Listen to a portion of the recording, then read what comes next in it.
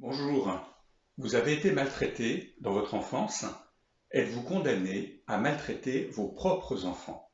Aujourd'hui, je vous parle d'un problème très important, la répétition de la maltraitance infantile d'une génération à une autre.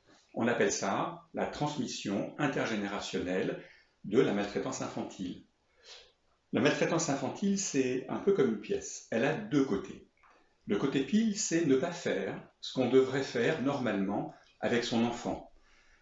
On l'oublie, on ne s'en occupe pas, on ne lui apporte pas ce dont il a besoin pour se construire, s'épanouir et se développer.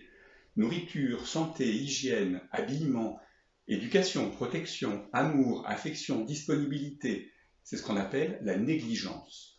Le côté face, c'est faire à son enfant ce qu'on ne devrait jamais lui faire. On est violent, on l'agresse sexuellement, on l'humilie, on le dévalorise. On parle alors de maltraitance physique, sexuelle ou émotionnelle. La maltraitance infantile est une pandémie mondiale. Vous savez tous maintenant ce que veut dire pandémie. D'après l'OMS, un adulte sur 4 a été victime de maltraitance physique dans son enfance et une femme sur 5 et un homme sur 13 ont subi des agressions sexuelles dans leur enfance. Et ces chiffres sont très certainement sous-estimés.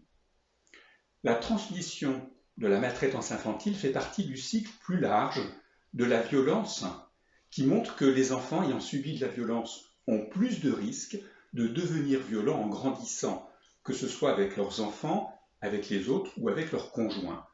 Cette idée que les parents qui ont été maltraités ont plus de risques de maltraiter leurs propres enfants repose quand même sur un certain nombre d'études sérieuses. Mais les résultats de ces études varient énormément en fonction de la manière dont elles ont été réalisées. Le risque de reproduire la maltraitance varie en effet de 6 à 70%, avec une moyenne autour de 20 à 30%. Si on demande aux gens ce qu'ils pensent de ce problème, on retrouve deux croyances très répandues. Premièrement, que les personnes qui ont été maltraitées enfants risquent de maltraiter plus tard leurs propres enfants. Et deuxièmement, que les personnes qui maltraitent leurs enfants ont été maltraitées elles-mêmes dans leur enfance. Regardez ce schéma. Sur le cercle de gauche, en jaune, vous voyez que seule une petite proportion de personnes ayant été maltraitées devient maltraitante. Vous pouvez donc vous rassurer. Ce n'est pas parce que vous avez été maltraité enfant que vous deviendrez bourreau de vos enfants. Deuxièmement, vous voyez sur le cercle de droite en bleu que parmi les adultes maltraitants, la majorité n'a pas été victime de maltraitance dans son enfance. On peut maltraiter ses enfants sans l'avoir été soi-même. Il y a donc d'autres raisons qui conduisent à la maltraitance infantile.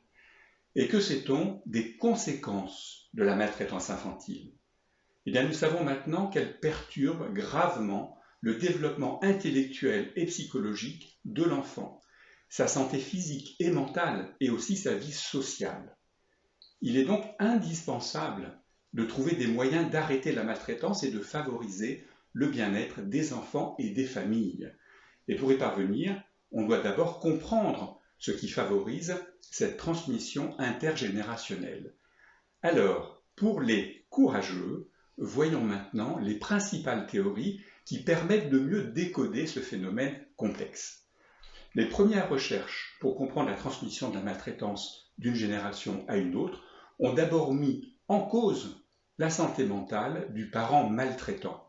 Être déprimé, souffrir d'un stress post-traumatique ou de troubles dissociatifs, eh bien ça augmenterait le risque pour une personne ayant été maltraitée dans son enfance d'être maltraitante avec ses propres enfants.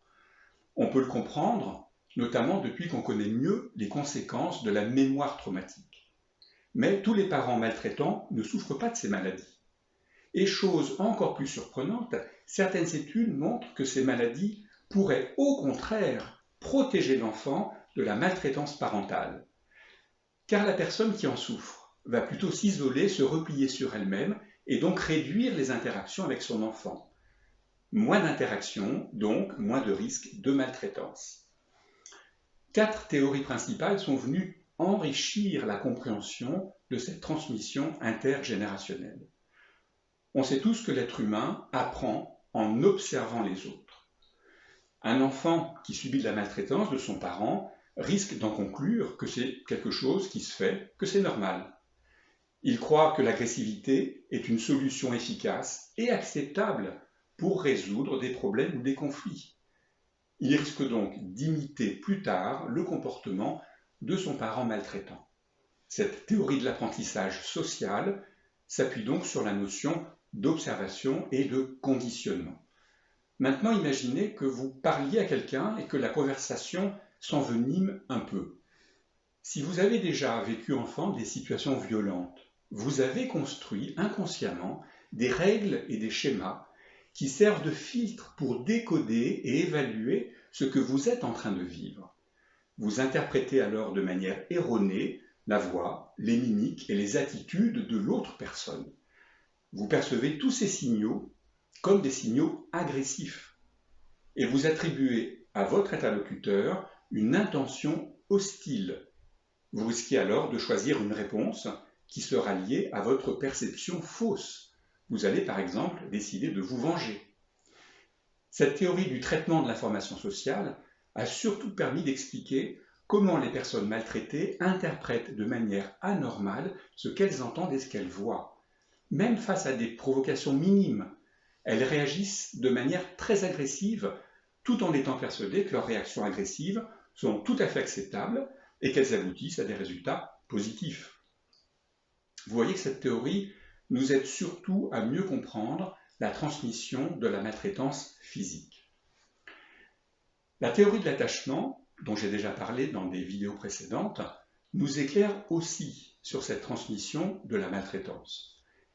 La relation d'attachement se construit pendant la première année de vie de l'enfant entre lui et ses parents, surtout sa mère. L'enfant construit inconsciemment des modèles qui correspondent à comment il se voit, comment il voit les autres et comment il voit la relation entre lui et les autres. Est-il une bonne personne? Est-il digne d'être aimé? L'autre est-il digne de confiance? Est-il fiable? Sera-t-il disponible en cas de besoin? Dépendre de l'autre est-il dangereux ou pas? Si la mère est disponible pour répondre de manière adaptée, prévisible et avec sensibilité aux besoins de l'enfant, l'attachement qui se développe sera sécure. L'enfant grandit alors avec un sentiment de sécurité, de confiance en lui et en l'autre. Il est capable d'explorer son environnement et son monde intérieur sans trop d'angoisse et il développe un sens positif de qui il est, de comment il se perçoit et de son identité. Mais si le parent maltraite l'enfant et ne répond pas à ses besoins d'une manière appropriée, l'attachement sera insécure et le développement de l'enfant sera profondément perturbé. La maltraitance aura de nombreuses conséquences sur la biologie cérébrale de l'enfant et sur sa capacité de réguler ses émotions. Il se sentira impuissant et en danger. Son développement intellectuel, son comportement et ses relations aux autres en souffriront. Comme le type d'attachement reste globalement identique tout au long de la vie, un attachement insécure risque donc d'avoir des conséquences négatives chez l'adulte. Le risque de maltraitance augmente car le parent n'est pas disponible émotionnellement pour répondre de manière adaptée à son enfant. Voyons le dernier modèle. J'ai déjà parlé du modèle écologique dans un article sur les abus sexuels et la revictimisation. Ce modèle souligne que l'individu n'est pas tout seul et que l'environnement a un impact sur ce qu'il vit. Il nous montre que 4 systèmes interagissent pour façonner la relation entre un parent et son enfant. Premièrement, les facteurs individuels, c'est-à-dire les caractéristiques biologiques du parent et de l'enfant, leurs histoires respectives, leur tempérament, leur personnalité, leurs ressources. Deuxièmement, la famille immédiate. Troisièmement, l'environnement social comme le travail, l'école, le voisinage et les réseaux sociaux. Et quatrièmement, les valeurs et les croyances culturelles, les médias, le statut socio-économique. Vous voyez que la reproduction de la maltraitance infantile n'est pas provoquée par une seule cause, ce serait trop simple. Les modèles que je viens de survoler ne sont que des éclairages complémentaires. il est important de comprendre quels sont tous les facteurs de risque, c'est-à-dire ceux qui favorisent la transmission. Mais le plus souvent, on l'a vu sur le dessin tout à l'heure, la maltraitance ne se transmet pas à la génération suivante. Il est donc tout aussi important de comprendre pourquoi, c'est-à-dire de repérer les facteurs de protection que certains appellent les facteurs de résilience. Je vous rappelle que vous trouverez le texte de cette vidéo sur mon blog. Alors à bientôt pour une autre vidéo.